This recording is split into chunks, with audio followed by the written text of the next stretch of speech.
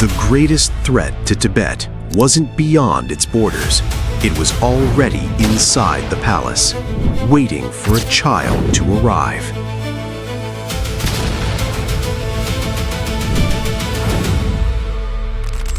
A child was chosen to become the highest spiritual leader in Tibet. Before he could rule, others were already deciding his future. Before he could speak, powerful men were speaking for him. Before he could reach the Potala Palace, armies had already begun fighting in his name. When he finally arrived, the celebrations lasted for days. Monks filled the temples. Prayer flags covered the rooftops. Thousands believed the darkest years were finally over. They couldn't have been more wrong, because the greatest danger wasn't waiting beyond Tibet's borders. It was already inside the government, hidden behind ceremonies, hidden behind smiles, hidden behind men who bowed before the Dalai Lama while quietly taking away the power that belonged to him. Within only a few years, the boy everyone had celebrated would lose everything he had been born to inherit. Not because he failed, not because he was defeated, but because the people sworn to protect Tibet could no longer trust each other. Any other leader would have fought. Any other leader would have demanded revenge. He did neither. That single decision would change the future of Tibet more than any battle ever could. This is the story of the seventh Dalai Lama, a man remembered not for the wars he won, but for the nation he refused to let destroy itself. The year was 1720. A 12-year-old monk began the journey that an entire nation had been waiting for. For nearly 5 years, the child recognized as the seventh Dalai Lama had remained far from Lhasa. While monks continued their prayers, the world beyond monastery walls had been consumed by war. The Jungar occupation had shaken Tibet. Monasteries had suffered, families had been torn apart, and the dream of restoring peace seemed more distant than ever. Then everything changed. The Qing emperor had ordered a great military expedition into Tibet. Its mission was clear: drive out the Jungars, restore stability, and escort the young Dalai Lama to the city that had waited years for his arrival.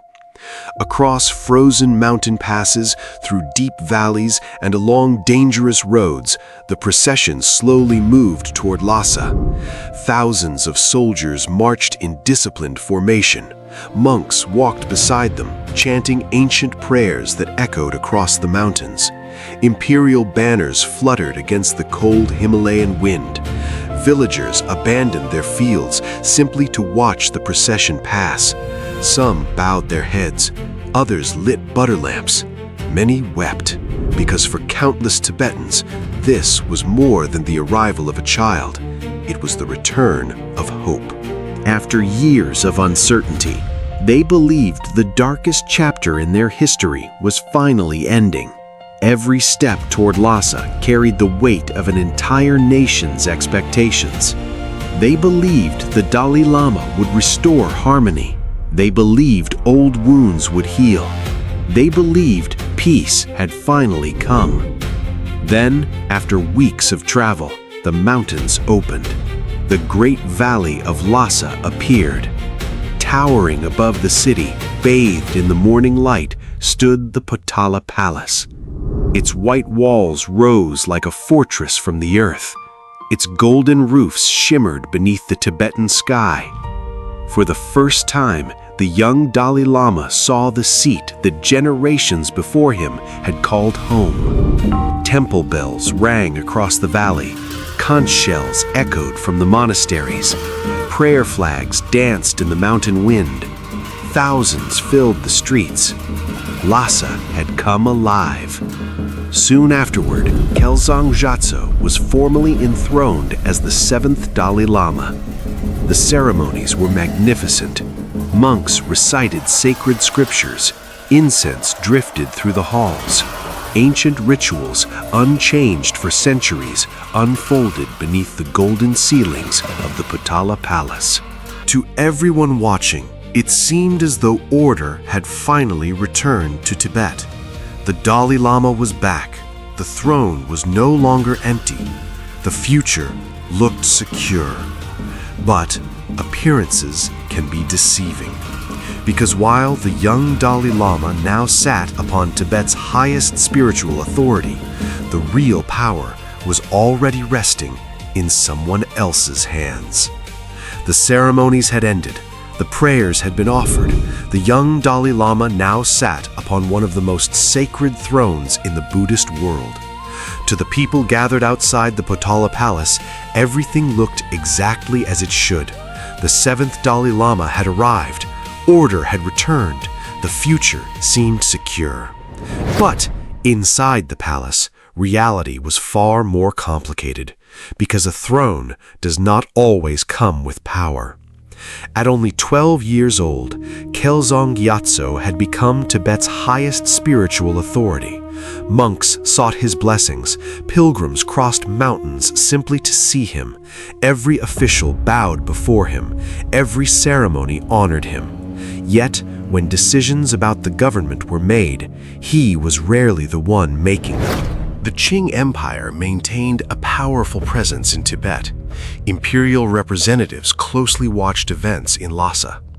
Experienced Tibetan ministers managed the daily affairs of government. Military commanders guarded the city.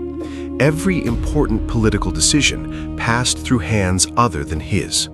The young Dalai Lama was revered by everyone, but trusted with almost nothing. For many children, growing up means learning about the world. For Kelzang Gyatso, it meant learning how power really worked. He could have become bitter. He could have resented those who limited his authority. Instead, he turned away from politics and towards something no one could take from him: knowledge. Every morning before sunrise, the monastery came alive with the sound of chanting. Hours disappeared beneath the flickering light of butter lamps. Ancient scriptures filled the halls. The young Dalai Lama immersed himself in philosophy, logic, meditation, and the teachings of the Buddha.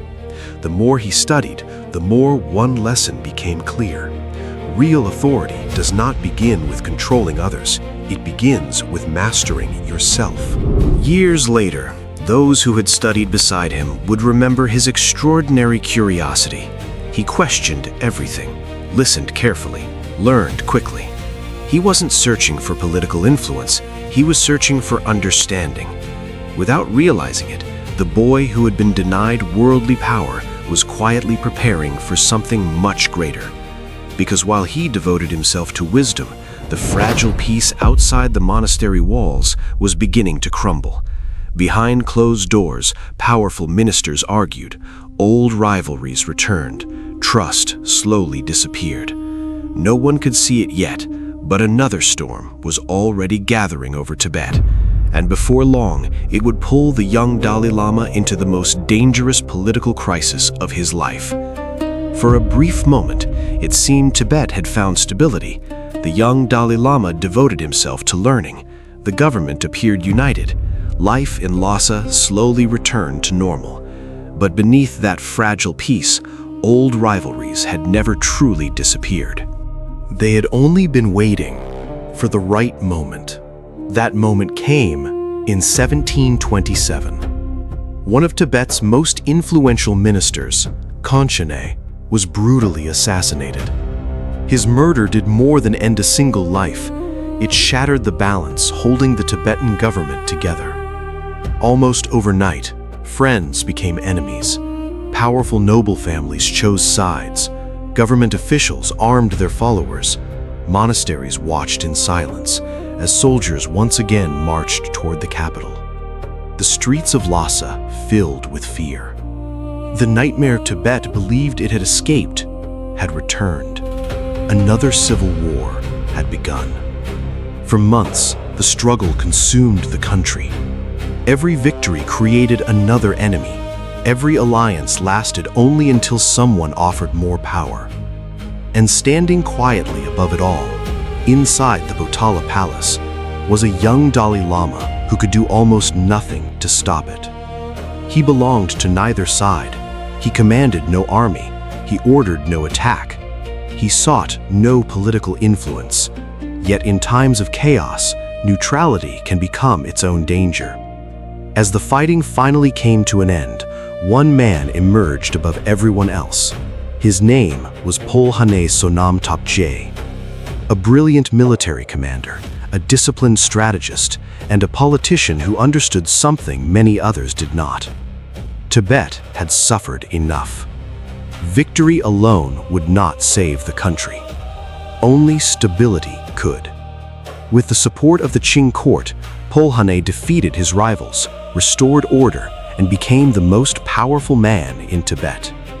Many believed the war was finally over, but Polhane faced one question that had no easy answer. What should be done with the Dalai Lama?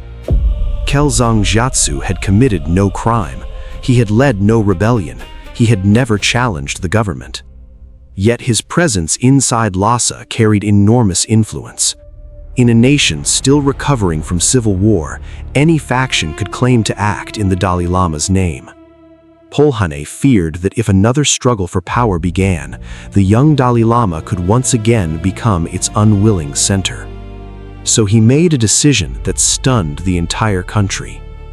Not to imprison him, not to harm him, but to remove him from the heart of Tibetan politics. In 1728, Kelzang Gyatso left Lhasa. There were no angry speeches, no calls for rebellion, no desperate attempt to cling to the throne. He looked once more toward the Potala Palace, then quietly turned away. Behind him, the white walls of the palace disappeared into the distance. Ahead lay an uncertain road. For the second time in his life, his future was no longer his own to decide. Many believed they had just witnessed the end of the Seventh Dalai Lama's story. They were wrong, because while the Dalai Lama disappeared beyond the mountains, the man who had sent him away was about to rebuild an entirely new Tibet. As the young Dalai Lama disappeared beyond the mountains, many believed his influence over Tibet had come to an end. But history was quietly moving in a different direction. Back in Lhasa, Polhane Sonam Topje now carried the weight of an entire nation. He had won the war. Winning the peace would prove far more difficult. Years of conflict had left deep scars across Tibet. Trade routes that once connected distant valleys had fallen silent. Families had been separated. Monasteries struggled to recover. Trust had become as rare as peace itself. Polhane understood something that many conquerors never do. A nation cannot survive if it is forced to live forever at war. So instead of preparing for another campaign, he began rebuilding. Roads reopened across the plateau. Merchants once again crossed the mountain passes. Caravans carrying tea, wool, salt, and silk returned to the ancient trade routes. Taxes were reorganized. Local leaders were brought back under a single administration. The violence that had consumed Tibet for years slowly began to fade. For the first time in decades, children were growing up without hearing the sound of armies outside their villages. Tibet was beginning to breathe again. Meanwhile, far from the politics of Lhasa, Kelzang Gyatso never allowed exile to define him. He continued teaching. He continued studying. Monks and pilgrims traveled across great distances simply to receive his blessings. Some expected to meet a man broken by disappointment. Instead, they found someone remarkably at peace. He spoke little about politics. He never encouraged rebellion. He never called for revenge. The longer he remained away from Lhasa, the more his reputation grew, not as a politician, but as a teacher. Not as a man seeking power, but a master who had learned to live without it. Word of his quiet dignity eventually reached Lhasa. Even Polhane could not ignore it. Years earlier, he had feared the Dalai Lama's presence might divide the country. Now, he began to see the opposite. Perhaps the one man capable of strengthening Tibet was the very man he had sent away. By the mid-1730s, the country had become more stable than it had been in years. The roads were safe. The government was functioning. The wounds of civil war, though not completely healed, were no longer bleeding. Polhain realized the time had come to complete what had remained unfinished. A message was sent across the mountains. It carried no threat, no command, only an invitation. The seventh Dalai Lama was welcome to return to Lhasa. For 7 long years, the Potala Palace had watched over the city without its spiritual leader. Now, its doors would open once again. Across Tibet, the news spread from monastery to monastery, from merchant caravans to remote villages. The Dalai Lama was finally coming back. But this journey would be very different from the first.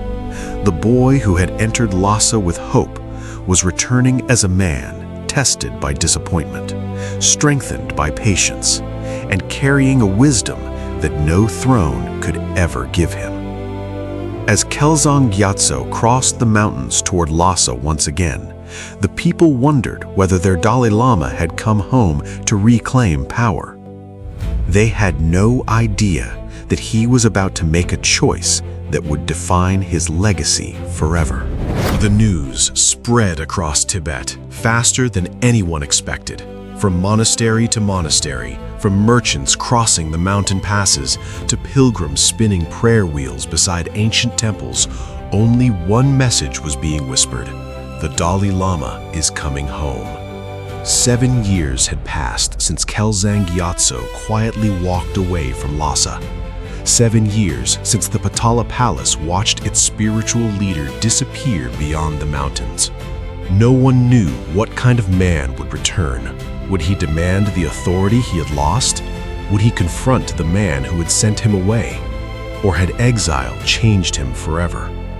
As his procession crossed the final mountain pass, the city of Lhasa slowly emerged beneath the morning light. The Potala Palace still stood high above the valley, unchanged, majestic, watching over the city as it had for generations. Temple bells began to ring. Long horns echoed through the monasteries. Prayer flags danced across rooftops. Word spread through every street. People abandoned their homes. Shopkeepers left their stalls. Monks poured from the monasteries. Old men who remembered his first arrival stood beside children, seeing their Dalai Lama for the very first time. Thousands gathered along the road. Some folded their hands in prayer. Others lowered their heads in silence. Many couldn't hold back their tears. For them, this was more than the return of a spiritual leader. It felt like the return of a piece of Tibet itself. Slowly, Kelzang Gyatso entered the city, not as the curious 12-year-old boy who had arrived surrounded by soldiers, but as a man whose greatest lessons had been learned far from the throne. When he passed through the gates of the Potala Palace, every eye followed him. The palace that had once seemed so distant welcomed him once again. The throne still waited. The ceremonies returned. The chants filled the great halls. The seventh Dalai Lama had finally come back. But beneath the celebration, another question hung silently over Lhasa. What happens now? For years, people had imagined this very moment. Many believed the Dalai Lama would finally reclaim the political authority that had been denied to him. Some expected old enemies to be punished. Others believed the balance of power in Tibet was about to change forever. Even officials inside the government waited anxiously, because no one knew what the Dalai Lama had been thinking during those long years away. Would he seek justice? Would he seek revenge? Or would he become another leader consumed by the same struggle for power that had already torn Tibet apart once before? The answer would surprise everyone. Because the greatest victory of the seventh Dalai Lama was not the day he returned to Lhasa. It was the decision he made after he arrived. Instead of reaching for power, Kelzang Gyatso reached for something far greater. Lhasa waited. Government ministers waited. Military commanders waited. Even Polhane himself waited. Everyone believed they knew what would happen next.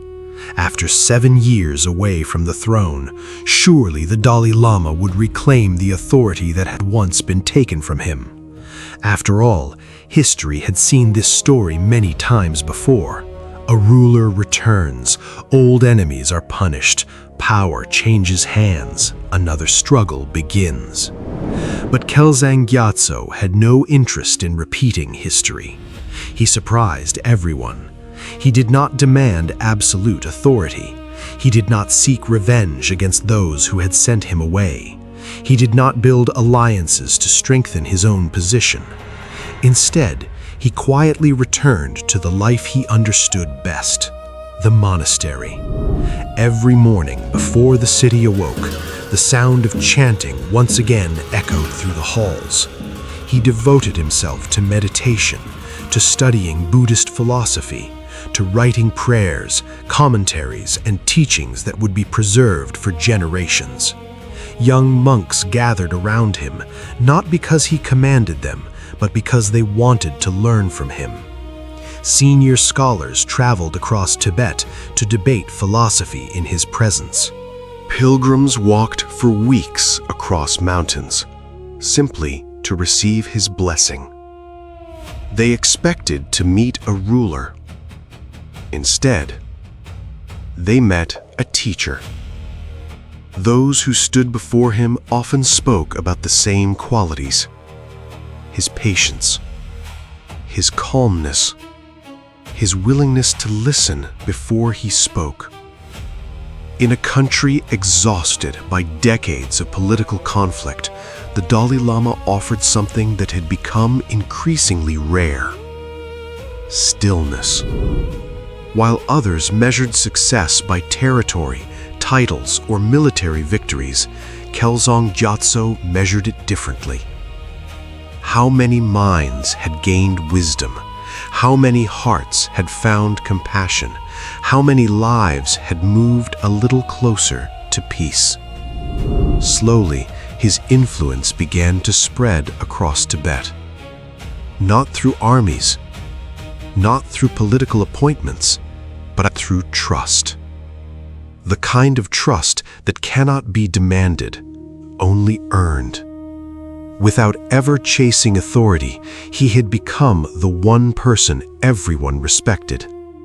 Perhaps that was the greatest irony of all.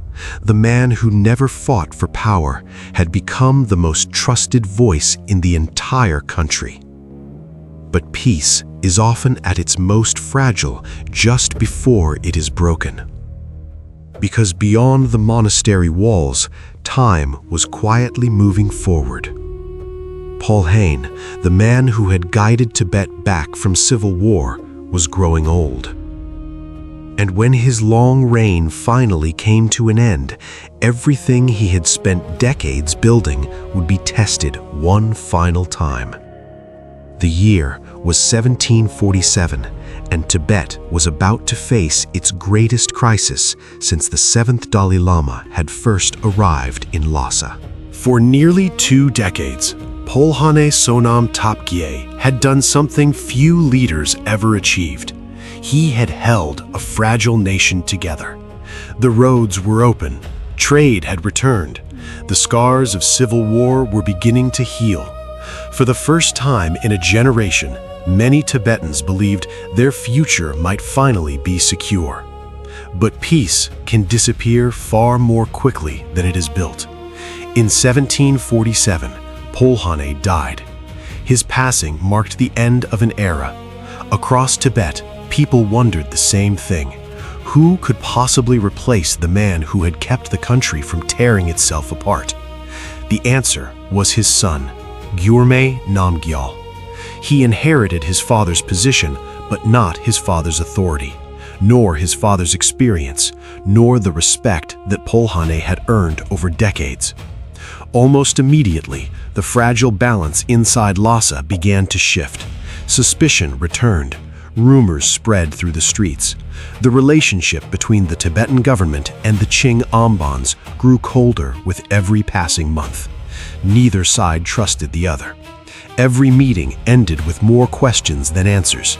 Every decision carried the weight of another possible conflict. Then the crisis exploded. In 1750, Gyurme Namgyal was summoned to meet the Qing ambans. What happened inside that meeting lasted only moments. Its consequences would shake an entire nation.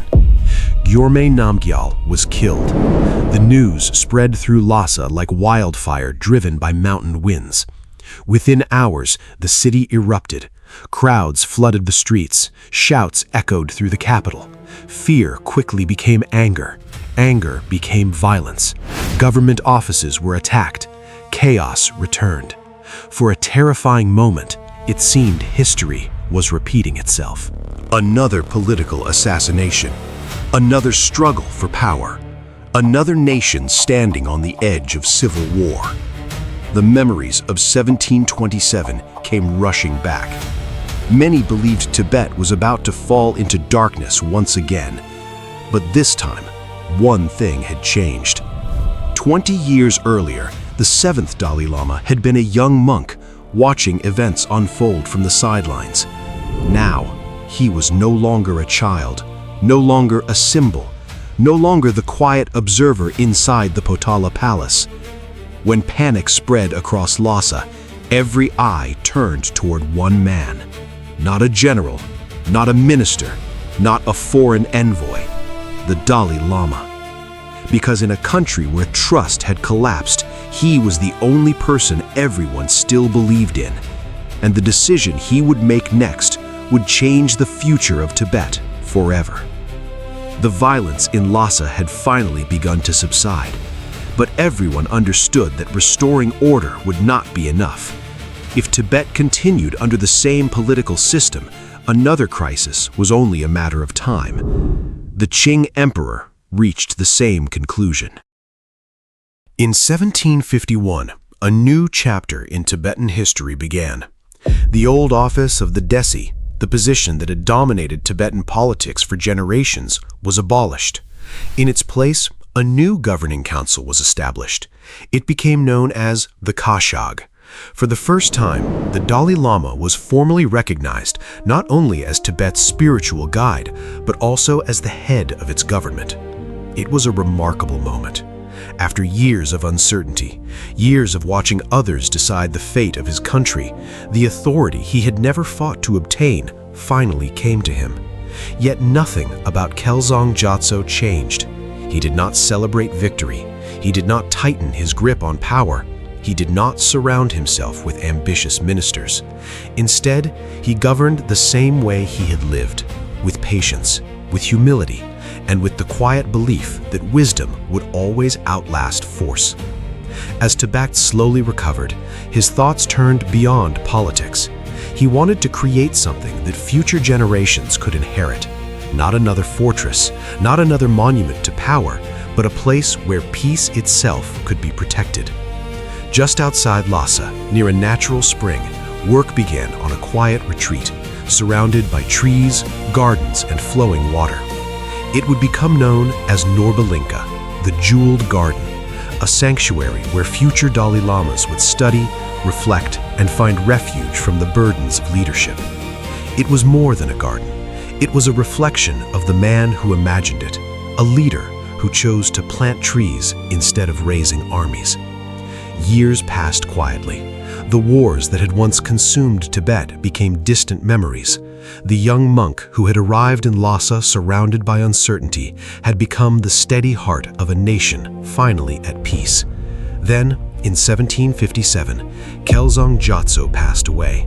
He was only 49 years old. Across Tibet, monasteries fell silent. Butter lamps burned through the night. Prayers echoed from valley to valley. The people were not mourning a conqueror. They were mourning a teacher, a philosopher, a man whose greatest victories could never be measured on a battlefield. The fifth Dalai Lama had united Tibet through political vision and alliance. The sixth Dalai Lama left behind poetry that still touches hearts today. The seventh left something less visible, yet perhaps even more enduring. He left Tibet more stable than he found it. He proved that true strength is not always measured by the power you possess, but by the peace you leave behind. 1 year later, high among the mountains, the search began once again. Another child had entered the world. He would inherit a Tibet that finally knew peace. But every generation faces its own destiny, and the next Dalai Lama was about to begin his own extraordinary journey.